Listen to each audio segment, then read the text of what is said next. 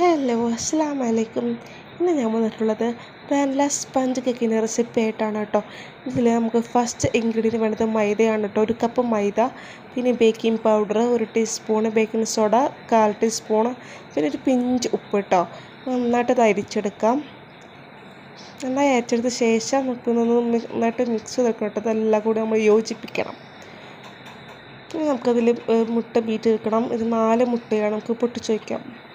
നമുക്കതിലേക്ക് 1 teaspoon vanilla എസൻസാണ് നമുക്ക് വേണ്ടത്. നമുക്ക് നന്നായിട്ടൊന്ന് ബീറ്റ് എടുക്കാം. ഇനി നമുക്കിതിലേക്ക് ഒരു 1/4 കപ്പ് പൊടിച്ച പഞ്ചസാരയാണ് കേട്ടോ. ഇതിൽ കുറേശ്ശെ ഇട്ടിട്ട് നമുക്കൊന്ന് ബീറ്റ് എടുക്കാം. നല്ലപോലെ നമുക്ക് ബീറ്റ് ചെയ്തെടുത്ത ശേഷം നമുക്ക് നല്ല വൈറ്റ് കളറായിട്ടുണ്ട് കേട്ടോ. നമുക്കതിലേക്ക് ഒരു 1/4 കപ്പ് ഓയിലാണ് കേട്ടോ, സൺഫ്ലവർ ഓയിൽ ഒഴിച്ചിട്ട് ജസ്റ്റ് ബീറ്റ് ചെയ്തെടുക്കാം. ഓവറായിട്ട് ബീറ്റ് ചെയ്യരുത്.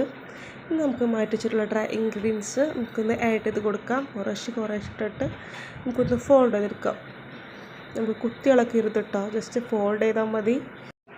ഇനി നമുക്ക് വേണ്ടത് ഒരു 1/4 കപ്പ് പാലാണ് കേട്ടോ. അത് കുറേശ്ശെ ഒഴിച്ചിട്ട് നമുക്ക് ഫോൾഡ് ചെയ്തെടുക്കാം.